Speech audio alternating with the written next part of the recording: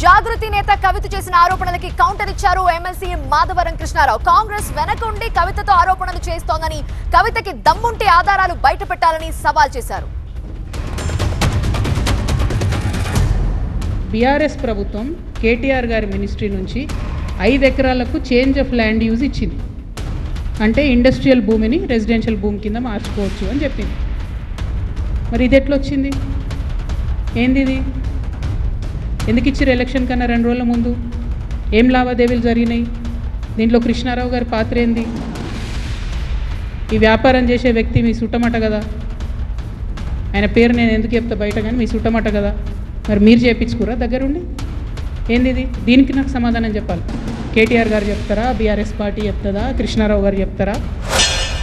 424 ఎకరాలు 124 ఎకరాలు దాంట్లో పట్టా ఉంటే ఆ పట్టా దాని లేఅవుట్లు అయిపోయినాయి, అన్నీ అయిపోయినాయి. ఇలా గాంధీ పెట్టినటువంటి ఏదైతే కబ్జా 307 కబ్జా ఏదైతే ఉందో దాన్ని నేను బయట తీసిన పాపానికి ఇలా కవిత రూపంలో కాంగ్రెస్ వాళ్ళు ఆడిస్తున్నటువంటి నాటకం.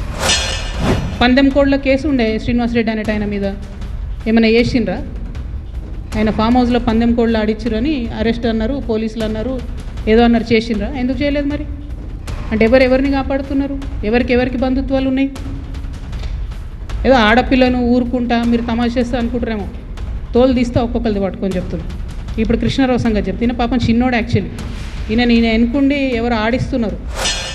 ఆవిడ మళ్ళా నేను ఛాలెంజ్ చేస్తున్నాను. చాలా చిన్నపిల్లవు నువ్వు, రాజకీయంలో చాలా చిన్న, నా స్థాయిలో నువ్వు రాజకీయంలో చాలా చిన్నపిల్లవు. వాసన చెప్పండి, నాకు దేని కూడా పనికిరావు. నాకు నా విషయంలో, నా రాజకీయ అనుభవంలో, నా రాజకీయ చరిత్రలో, మీ నాన్నకున్న అనుభవంలో 80% రాజకీయ నాయకుడు. మీ నాన్నకు నాకన్నా ఒక 10 ఏళ్ళ ముందు రాజకీయ నాయకుడు ఉండొచ్చు, కానీ నేను 86 నుంచి నేను రాజకీయ నాయకుడు. అంటే మీ నాన్న ఇంచుమించు మీ నాన్న రాజకీయ నాయకుడు, నేను ఒక్కడిని. ఏది పడితే అది మాట్లాడితే నేను చూస్తూ ఊరుకుంటాను అనుకోవద్దు.